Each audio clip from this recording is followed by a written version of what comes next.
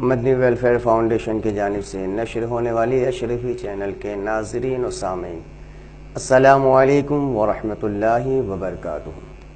محترم ناظرین، یہ رمضان المبارکہ کا مقدس مہینہ ہے اور روز رمضان المبارکہ کے تعلق سے اور اس کی فضیلتوں کے تعلق سے مسائل پر آپ بہت کچھ سنتے ہیں اور انشاءاللہ سنتے رہیں گے۔ جیسا کہ پچھلی نشستوں میں عالم نبیل فاضل جلیل خلیفہ حضور سراج الاولیاء و خلیفہ حضور شیخ الاسلام حضرت علامہ و مولانا سرفراز شبیری اشرفی مصباحی صاحب قبلہ دامت برکاتہم العالیہ والقدسیہ، جو صوبہ گجرات کے شہر مہسانہ سے تعلق رکھتے ہیں اور 4 سال تک جامع مسجد میں بحیثیت قاضی شہر خدمات بھی انجام دے چکے ہیں۔ حضرت نے رمضان مبارکہ کے تعلق سے، روزوں کے تعلق سے، روزوں کی فضیلتوں پر پچھلی نشستوں میں بہت اچھا بیان آپ کے سماعتوں کے حوالے کیا۔ آج پھر حضرت ہمارے اسٹوڈیو میں تشریف فرما ہے۔ ہم مشکور ہے کہ انہوں نے اپنے قیمتی وقتوں میں سے کچھ وقت پھر نکال کر آج سامعین اور تمام ناظرین کے لیے کچھ وقت دیا۔ حضرت جہاں سے یہ باتیں، یہ مضمون جہاں سے چھوڑا تھا وہیں سے میں آگے بڑھاتا ہوں کہ حضرت یہاں رمضان مبارکہ کے روزوں کے تعلق سے بات چل رہی ہے اور آپ نے بہت ساری باتیں بتائی ہیں، مگر جب رمضان مبارکہ کے روزوں کے تعلق سے بات چلی ہے تو ساتھ ساتھ آپ ہمارے ناظرین کو یہ بھی بتا دیں کہ نفل روزوں کی اہمیت اور اس کی فضیلتیں کیا ہے، تاکہ ہمارے ناظرین کو یہ بھی پتہ چلے کہ نفلی روزہ کیا ہے، اس کا مقام کیا ہے، اس کا مرتبہ کیا ہے، اس کی اہمیت کیا ہے۔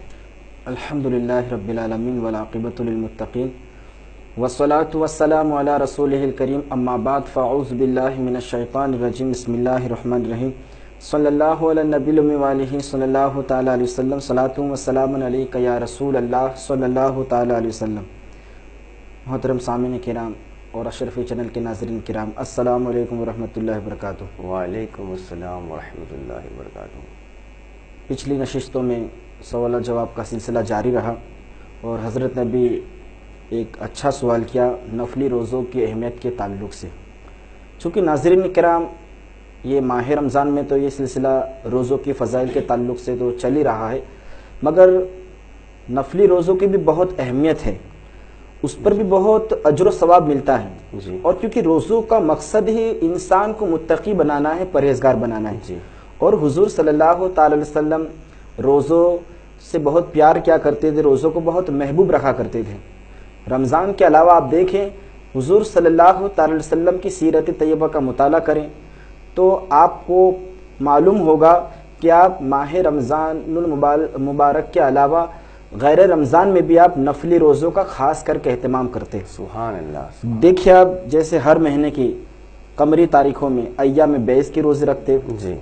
13ویں، 14ویں، 15ویں چاند کی، اور اس کو ایام بیض اس لیے کہتے ہیں کہ روشنی کے دن والے روزے، کیونکہ ان دنوں میں چاند اول سے آخر تک رہتا ہے، جی۔ تو اس کو روشنی کے دن کہا جاتا ہے، روشنی کے روزے۔ جی۔ اور حدیث پاک میں آتا ہے، نسائی شریف کی حدیث ہے کہ حضرت عبداللہ ابن عباس رضی اللہ تعالیٰ عنہ سے مروی ہے کہ حضور صلی اللہ تعالی علیہ وسلم ایام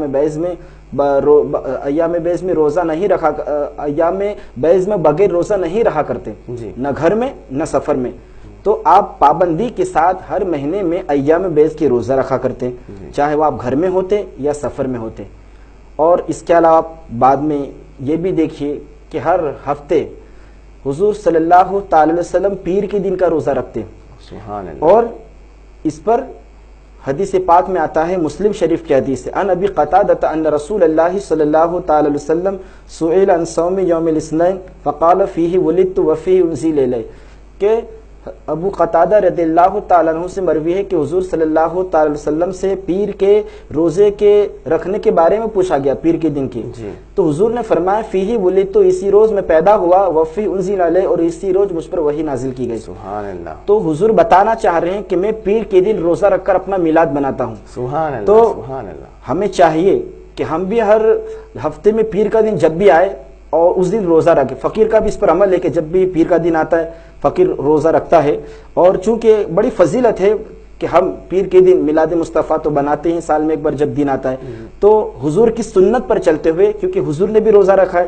تو ہم بھی حضور کی سنت پر چلتے ہوئے ہر ہفتے میں میلاد مصطفیٰ منائیں۔ سبحان اللہ۔ اور آپ خود سوچیں کہ ابو لہب جیسا سڑا ہوا کافر، جس کے حق میں قرآن شریف میں سورت نازل ہوئی، لیکن اس نے حضور کی ولادت کی خوشی میں اپنے باندی کو آزاد کیا تو اللہ تعالیٰ نے اس کی عذاب میں تخفیف فرما دی. تو ہم تو مسلمان ہیں اور حضور کے غلام ہیں, حضور کے چاہنے والے. ہمارے تو بھتیجا سمجھ کر جو خوشی منائی تھی وہ تو بھتیجا سمجھ کر, نبی سمجھ کے تو نہیں, نبی سمجھ کر نہیں منائی تھی.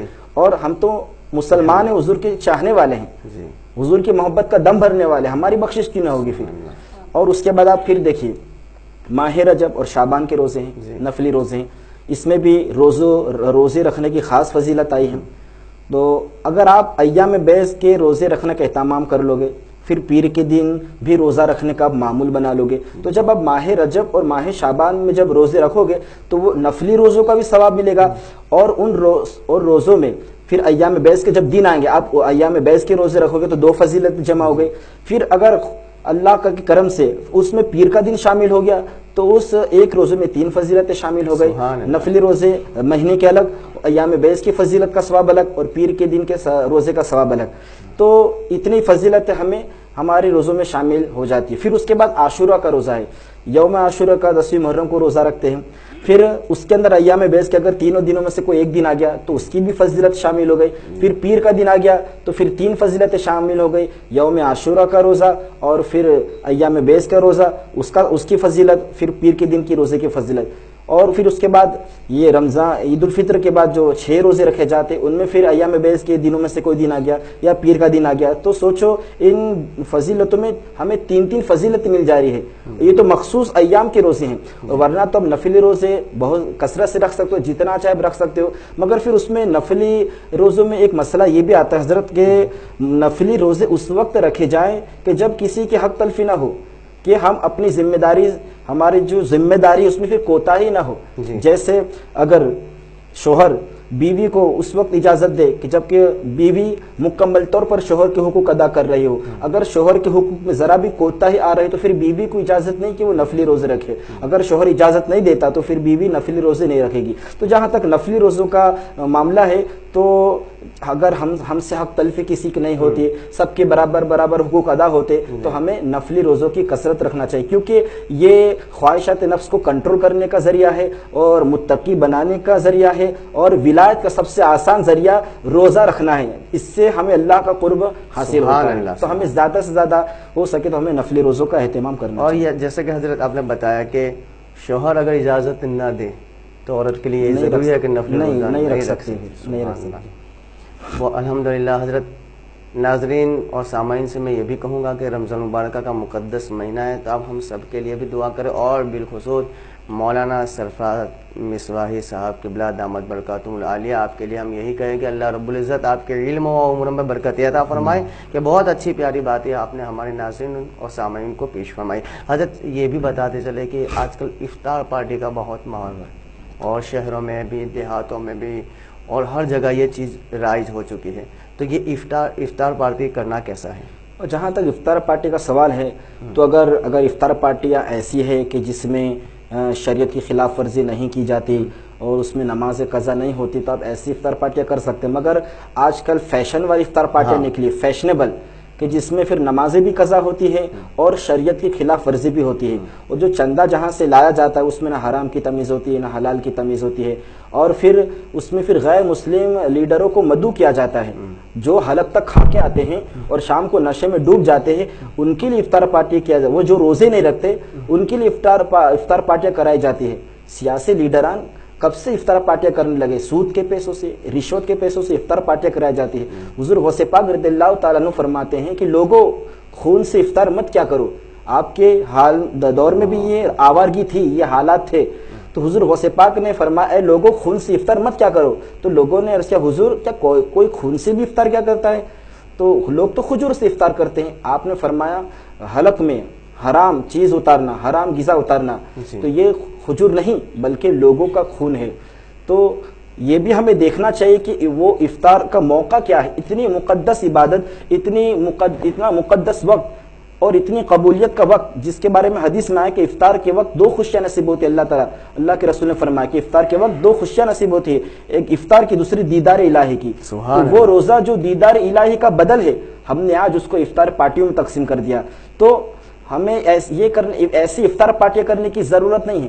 اس سے اچھا تو ہم مسجد میں افطار کریں, اس میں امیر غریب بچے سب موجود ہوتے ہیں، یا پھر اپنی گھر پہ اپنی اولاد کے ساتھ افطار کرے، اور یا پھر ایسے گھروں کو تلاش کیا جائے کہ آج بھی ہماری قوم کی بیٹیاں صرف کھجور پانی سے افطار کیا کرتی ہے، تو پھر ایسی افطار پارٹی میں نہ جایا جائے جہاں شریعت کی خلاف ورزی ہوتی ہو اور جہاں نماز قضا ہوتی ہو۔ تو اللہ تعالیٰ سے اللہ تعالیٰ ہمیں ایسی افطار پارٹیوں سے بچائے۔ جی جی، اور اشرفی چینل کے ذریعے ہم یہ بھی میسج دیں گے کہ حدود شریعت میں رہ کر جی اگر جو لوگ افطار پارٹیاں کرتے ہیں کہ بے شک چلو حدود شریعت میں رہ کر کوئی کام خلاف شریعت نہیں ہوتا اور افطار پارٹی ہو رہی ہے، اس میں نمازوں کا بھی خیال رکھا گیا ہے، مگر ایسی پارٹی میں بھی ان لوگوں کا خیال کیجئے، انہیں یاد کیجئے جو غریب ہے، جو محنت مزدوری کر کر کے اپنے بال بچوں کی پرورش کر رہے ہیں، روزہ رکھ رہے ہیں، اللہ کی عبادت کر رہے ہیں، ان لوگوں کو اگر تم نے دعوت دی، انہیں تو اگر آپ نے افطار کروایا تو اللہ تعالیٰ اس کا بہترین اجر و ثواب عطا فرمائے گا۔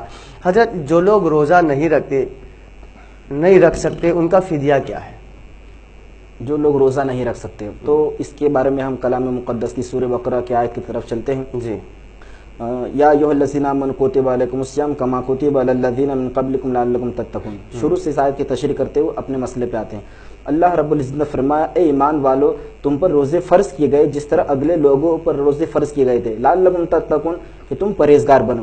ایام معدودات، تو یہ روزے کے دن کتنے ہیں؟ یہ گنتی کے دن، یعنی پورا مہینہ آپ کو روزہ رکھنا، چاہے 29 کے دن ہو یا چاہے 30 کے دن ہو۔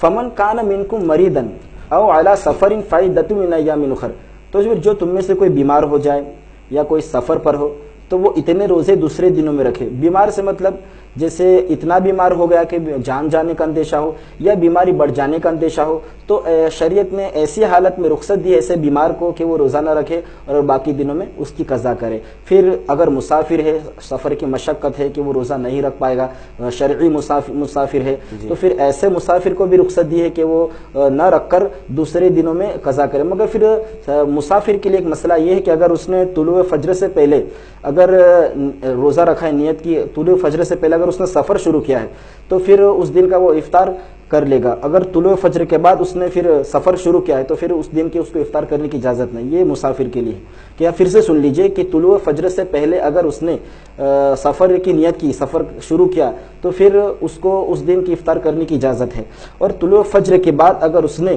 سفر کرنا شروع کیا تو پھر اس کو اجازت نہیں کہ اس دن وہ افطار کرے، ٹھیک۔ اور پھر وہ علی الذین یطیقونہ فدیۃ طعام مسکین، پھر فرمایا کہ جو روزے رکھنے کی طاقت نہیں رکھتے، یعنی جو اتنے ضعیف ہو گئے، مرد اور عورت کمزور ہو گئے، جسے شیخ فانی کہتے ہیں، وہ امید بھی نہیں ہے کہ ان کے اندر اتنی طاقت آ پائے گی کہ وہ بعد میں بھی روزہ رکھیں، تو اس کے لیے شریعت نے فدیۃ طعام مسکین، اس کا بدلہ فدیہ ہے ایک مسکین کو کھانا کھلانا، اور یا ایک مسکین کو دونوں ٹائم بھر پیٹ کھانا کھلائیں، یا اگر کھانا نہیں کھلا سکتے تو پھر صدقہ فطرہ کے جو مقدار کے برابر جو رقم ہوتی ہے وہ دے دے۔ جیسے مثال کے طور پر 50 صدقہ فطر کی 50 روپے رقم چلتی ہے تو 50 روپے ایک روزے کا مسکین کو دے دے۔ پھر اگر کوئی ایسا بھی ہے کہ اتنی استطاعت نہیں رکھتا، اس کے پاس اتنا پیسہ بھی نہیں ہے، تو پھر وہ کیا کرے؟ تو پھر وہ توبہ استغفار کرے، اللہ تعالیٰ سے اپنے گناہوں کی معافی چاہے، تو اس طرح یہ فدیہ ہے۔ سبحان اللہ۔ ناظرین، یہاں پر ایک تھوڑا سا وقفہ لیتے ہو، ہمارے درمیان بلبل باغ مدینہ طوطی چمنستان شیخ الاسلام جناب محمود رضا قادری صاحب تشریف فرما ہے، وہ بہترین انداز میں نعت پاک کے گلدستے پیش فرمائیں گے۔ میں محمود رضا قادری صاحب سے یہی کہوں گا کہ آپ ہمارے ناظرین و سامعین کو نعت رسول صلی اللہ تعالی وسلم کے ترانے پیش فرما کر ان کے قلوب کو منور مسلح فرمائیں۔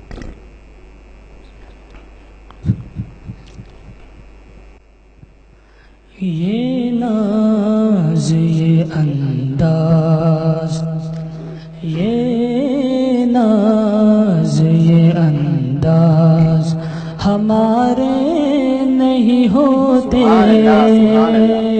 یہ ناز یہ انداز ہمارے نہیں ہوتے، یہ ناز یہ انداز ہمارے نہیں ہوتے، یہ ناز یہ انداز ہمارے نہیں ہوتے، جھولی میں اگر ٹکڑے تمہارے نہیں ہوتے، جھولی میں اگر ٹکڑے تمہارے نہیں ہوتے دامان شفاعت میں دامان شفاعت میں ہمیں کون چھپاتا دامان شفاعت میں ہمیں کون چھپاتا سرکار اگر آپ ہمارے نہیں ہوتے سرکار اگر آپ ہمارے نہیں ہوتے اور جب تک کہ مدینے سے اشارے نہیں ہوتے جب تک کہ مدینے سے اشارے نہیں ہوتے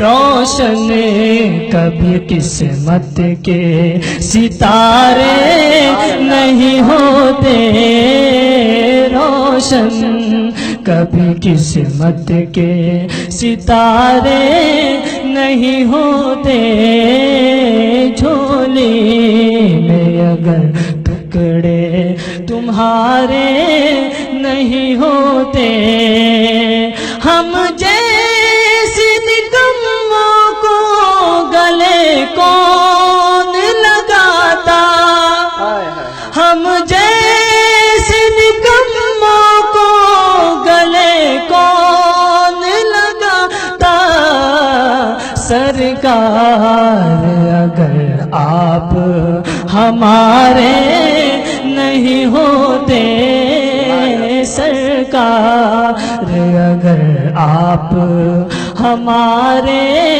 نہیں ہوتے یہ ناز یہ انداز ہمارے نہیں ہوتے جھولی میں اگر ٹکڑے تمہارے نہیں ہوتے آقا جھولی میں اگر ٹکڑے تمہارے نہیں ہوتے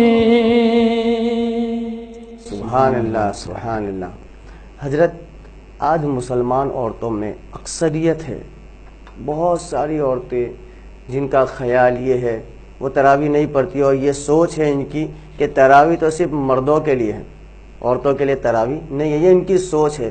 تو آپ اس مسئلے پر بھی کچھ وضاحت فرمائیں۔ جہاں تک نماز تراویح کا سوال ہے تو وہ مرد اور عورت دونوں پر سنت موقدہ ہے جی، مگر عورتیں سمجھتی ہے کہ یہ ہمارے لیے نہیں تو صرف مردوں کے لیے، تو کافی عورتوں میں تعداد ایسی ہے جو تراویح کی نماز نہیں پڑھتی، جی، تو انہیں چاہیے کہ وہ نماز تراویح کا اہتمام کرے، اگر نہیں پڑھے گی تو گنہگار ہوگی، تو صحیح مسئلہ ان کو جان لینا چاہیے۔ جی جی سبحان اللہ۔ اب حضرت یہ بھی آپ چلتے چلتے ہمارے ناظرین اور سامعین کو یہ بھی بتا دیں کہ رمضان المبارکہ میں کون سا عمل ایسا کرنا چاہیے کہ جس سے اللہ اس کا رسول بھی راضی ہو جائے؟ ایسے تو بے شمار ہے عمل ہے جس کے کوئی گنتی بھی نہیں ہے۔ ہاں، تو ماہ رمضان مبارک میں کون سا عمل ایسا کرنا چاہیے جی کہ مطلب ہمیں اس کا بینیفٹ بھی ملے، مگر ایک چیز میں جو دیکھتا ہوں جی کہ ہم ماہ رمضان میں عبادت کرتے ہیں، سب کچھ کرتے ہیں، جی نیکیوں کا ذخیرہ ہم جمع کرتے ہیں، جی مگر وہ نیکیاں ہمارے لیے مائنس ہوتی جاتی، ختم ہوتی رہتی ہیں، ہمیں اس کا بینیفٹ نہیں یعنی ملتا۔ نیکی کرنا تو ہم جانتے ہیں مگر نیکی کو بچانا ہم نہیں جانتے کہ نیکی بچے گی کیسے۔ مگر ایک صورت ایسی بھی ہے جی کہ اکثر و بسا اوقات لوگوں کی ان کی طرف نظر نہیں۔ ناظرین کرام سے بھی میں کہنا چاہوں گا کہ اس بات کی توجہ دے کہ آج ہم بڑی رغبت کے ساتھ ماہ رمضان میں عبادت کا اہتمام کرتے ہیں، نماز پڑھتے ہیں، کلام مقدس کی تلاوت کرتے ہیں، گناہوں سے بچتے ہیں، مگر وہ ایک صورت ہے یا ہم نیکیوں کا ذخیرہ جمع کر وہاں ہماری نیکیاں مائنس ہوتی رہ رہی۔ تو وہ صورت یہ ہے کہ آج کل سوشل میڈیا پر اچھی پوسٹیں بھی کی جاتی ہے اور بری پوسٹیں بھی کی جاتی ہے، اور اس میں پھر گناہ زیادہ شیئر ہوتا ہے۔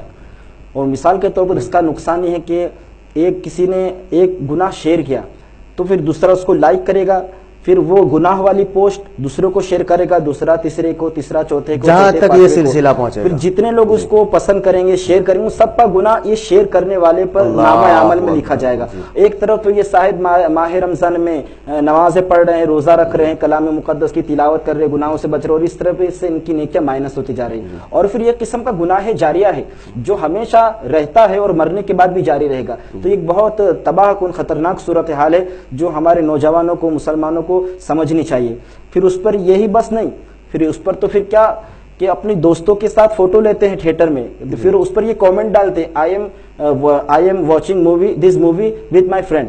تو اپنے دوستوں کے ساتھ میں موویز دیکھ رہا ہوں, یعنی بڑے فخریانہ طور پر. ایک تو گناہ کر رہے ہیں اور فخریانہ طور پر کہ دیکھو ہم اپنے دوستوں کے ساتھ تھیٹر ہال میں موجود ہے. تو یہ ہر گناہ معاف ہو سکتا ہے, مگر جو گناہ دکھا کر کھلم کھلا کیا جائے اس کی بخشش نہیں ہو سکتی. ایک اللہ تعالیٰ ستار ہے, عیبوں کو چھپانے والا ہے, ہم کون ہوتے ہیں کہ دکھا دکھا کر گناہ کرنے والے, یہ تو ظلم ہے. پھر اس پر سے کچھ لوگ اس پر لائک کرتے ہیں کہ, اور وہ یہ بتاتے دیکھو ہم بھی اس میں شامل ہے فخریہ طور پر گناہ کرنے والے میں, اور وہ پردہ خود ہی اٹھا دیتے ہیں. اور یہ کیوں ہوا؟ یہ اس لیے ہوا کہ ہم نے گناہ کو گناہ نہیں سمجھا. یعنی گناہ جو گناہ کیا وہ گناہ تو تھا ہی, مگر گناہ کا اظہار بھی تو گناہ کا اظہار بھی گناہ, ڈبل گناہ فخریہ طور پر. تو یہ اس لیے ہوا کہ ہم نے گناہ کو گناہ نہیں سمجھا.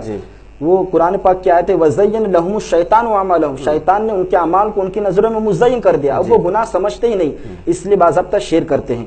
اور ہمیں یہ سمجھنا چاہیے کہ یہ صورتحال کتنی تباہ کن ہے. تو ہمیں ایسے عمل سے باز آنا چاہیے, اور پھر یہ ہوگا کہ ہم نیکیاں تو دور کی بات, گناہ پہ گناہ ہمارے نامہ عمل میں لکھے جا رہے ہوں گے. اور تو ہمیں چاہیے کہ ہم اگر ایسی پوسٹیں موجود ہیں ہمارے اکاؤنٹ میں تو فوراً اپنے اکاؤنٹ سے اس قسم کی پوسٹیں ختم کریں اور پھر اپنے اعمال کو بچائیں. سبحان اللہ, سبحان اللہ.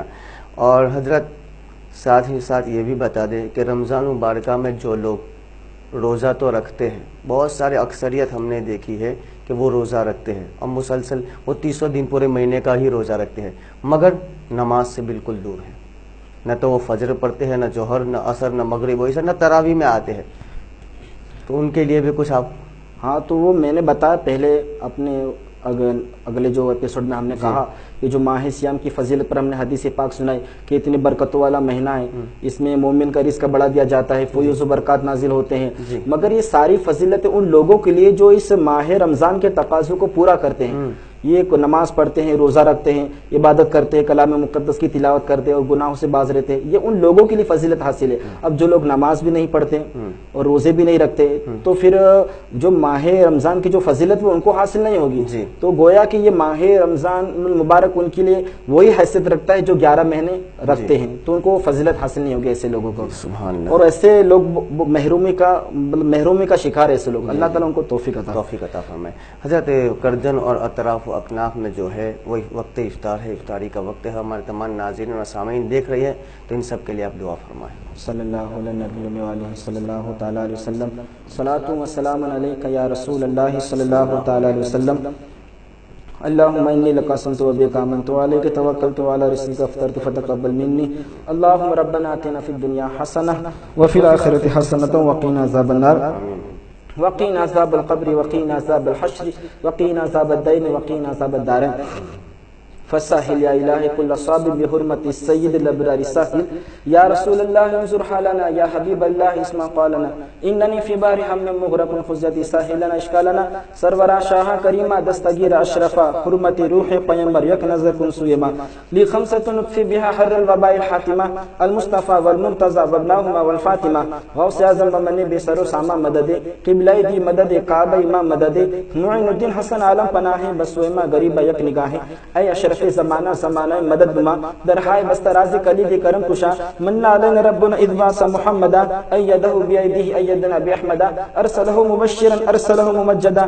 صلو علیہ دائما صلو علیہ سرمدا. مولا تعالیٰ کریمہ کا بندہ نوازا جو کچھ بیان ہوا اس میں جو بھی لفظ معنی سہون قصدن حرکتن غلطی ہو گئی ہو اپنے فضل و کرم سے معاف فرما اور اپنی بارگاہ میں قبول فرما. مولا تعالیٰ رمضان مبارک کے صدقے کے فل میں ہمارے روزوں کو قبول فرما, ہماری عبادتوں کو قبول فرما, ہماری بخشش فرما. ہماری مغفرت فرما، ہمارے صغائر کبائر گناہ معاف فرما، ہمارے گناہوں کو نیکیوں میں تبدیل فرما، ہمیں ہر سال ماہ رمضان المبارک نصیب فرما، ہمیں شب قدر عطا فرما اور شب قدر میں زیادہ سے زیادہ عبادت کرنے کی توفیق عطا فرما، ہمیں اعتکاف میں بیٹھنے کی توفیق عطا فرما، مولا تعالی رمضان المبارک میں زیادہ سے زیادہ شب بیداری کرنے کی توفیق عطا فرما، مولا تعالی اور اشرفی چینل کی ٹیم کی اس عظیم خدمات کو قبول فرما اور اشرفی چینل سے دین کا کام لے، دین اسلام کے پیغام کو دنیا کے کونے کونے تک پہنچا دے، اشرفی چینل کو دین دگنی رات چوگنی ترقی عطا فرما۔ ان اللہ و ملائکتہ یصلون علی النبی یا ایھا الذین آمنوا صلوا علیہ وسلموا تسلیما، اللهم صل علی سیدنا مولانا محمد معدن الجود والکرم منبع العلم والحلم والحکم وآلہ واصحابہ اجمعین، سبحان ربک رب العزۃ عما یصفون وسلام علی المرسلین والحمد للہ رب العالمین۔